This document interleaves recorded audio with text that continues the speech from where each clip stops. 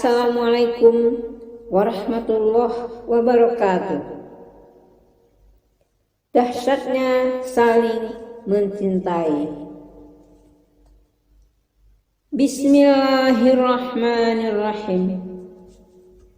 Wa'tasimu bihablillahi jami'an wa la tafarraqu wadhkuru ni'matallahi 'alaikum idh kuntum a'da'an fa'alfa baina qulubikum fa'asbahtum bi ni'matihi ikhwana. Dan berpeganglah kamu semuanya kepada agama Allah, dan janganlah kamu bercerai-berai, dan ingatlah akan nikmat Allah kepadamu ketika kamu dahulu bermusuh-musuhan, maka Allah persatukan hatimu, lalu menjadilah kamu karena nikmat Allah orang-orang yang bersaudara. Ali Imran 103. Berpegang kepada agama Allah maksudnya adalah agar kita selalu menjalankan perintah Allah dan meninggalkan larangan Allah dalam hal apa saja, termasuk dalam hal berhubungan dengan saudara-saudara kita sesama muslim. Mestinya kita selalu menjaga hubungan baik dengan semua saudara-saudara kita, bagaimanapun kondisi mereka, dan juga bagaimanapun perlakuan dia kepada kita. Apakah dia baik kepada kita atau buruk perlakuannya kepada kita, tetapi kita selalu baik kepada mereka, karena kewajiban kita untuk mencintainya, yang namanya mencintai tidak ambil pusing dengan sikap mereka kepada kita, mau baik atau tidak, tapi tetap kita harus mencintai mereka. Karena Nabi Muhammad SAW pernah bersabda, kalian tidak akan masuk surga hingga kalian beriman, dan belum sempurna iman kalian hingga kalian saling mencintai. Dalam hadis yang lain, Nabi bersabda, perumpamaan orang-orang yang beriman dalam hal saling mencintai, saling mengasihi, dan saling menyayangi adalah bagaikan satu jasad. Jika salah satu anggotanya menderita sakit, maka seluruh jasad juga merasakan penderitaannya dengan tidak bisa tidur dan merasa panas. Jadi beginilah semestinya pola hubungan kita dengan sesama muslim. Mari kita perhatikan 4 hal berikut ini. Pertama, membantu kesukaran yang dihadapinya. Saling mencintai sesama muslim bisa diwujudkan dalam bentuk membantu mereka dalam menghadapi kesukaran dan kesulitan hidup. Dengan pola seperti jasad yang tersebut di atas, maka kita mudah peduli dengan saudara kita sesama muslim. Mudah kita membantu kesukaran yang dihadapinya kalau mereka menghadapi masalah. Dalam hadis dari Ibnu Umar, Nabi SAW bersabda, barang siapa yang melonggarkan atau menghilangkan satu kesukaran seorang mukmin dari kesukaran-kesukaran dunianya, maka Allah akan menghilangkan satu kesukaran dari kesukaran-kesukaran dia pada hari kiamat. Barang siapa yang memberikan kemudahan pada orang yang kesulitan, maka Allah akan memberikan kemudahan kepada dia di dunia dan di akhirat. Barang siapa menutup aib seorang muslim, maka Allah akan menutup aibnya di dunia maupun di akhirat. Dan Allah senantiasa menolong seorang hamba selama hamba itu selalu menolong saudaranya.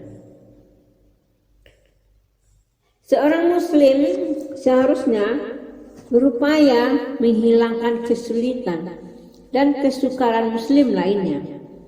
Apabila seorang muslim membantu muslim lainnya dengan ikhlas, maka Allah Subhanahu wa taala akan memberikan balasan terbaik berupa dilepaskan dari kesulitan terbesar dan terberat, yaitu kesulitan pada hari kiamat. Bantuan yang diberikan itu tidak selalu harus berbentuk harta, sangat tergantung dari kesukaran yang mereka hadapi saat itu. Bisa berbentuk ilmu pengetahuan dan ilmu agama, bisa berupa bimbingan atau nasihat, bisa juga cuma saran yang baik, dan bisa juga tenaga, tapi bisa juga harta sesuai situasi dan kondisi. Membantu kesukaran itu juga bisa dalam bentuk meringankan beban hutangnya dengan menangguhkan atau bahkan membebaskan dia dari hutang tersebut.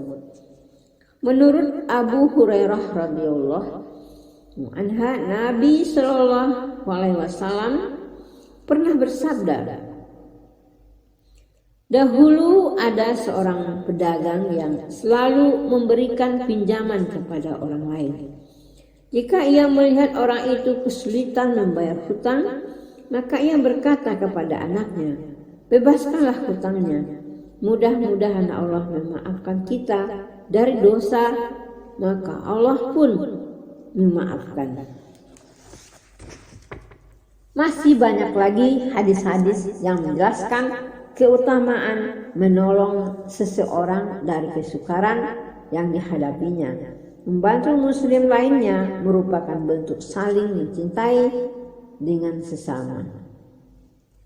Yang kedua, menolong mengoptimalkan kemampuannya.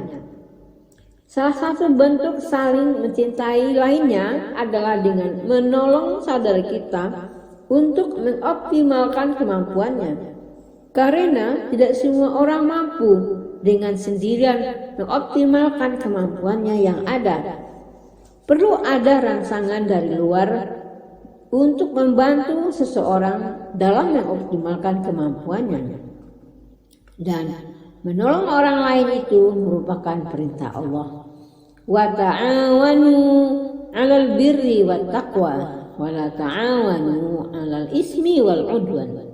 Dan tolong menolonglah dalam kebaikan dan takwa, dan jangan tolong menolong dalam berbuat dosa dan pelanggaran.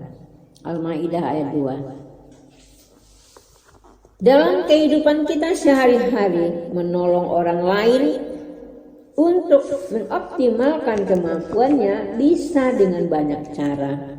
Antara lain meminjam modal usaha agar mereka bisa berusaha dengan lebih maksimal sehingga bisa mendatangkan keuntungan yang lebih banyak. Bisa juga lewat melatihnya dengan memberikan keterampilan tambahan agar saudara muslim kita itu mampu bersaing dalam kehidupan yang makin sulit ini. Ada hal yang tidak kalah penting lainnya adalah membantu saudara kita sesama muslim mengoptimalkan kemampuan ibadahnya kepada Allah.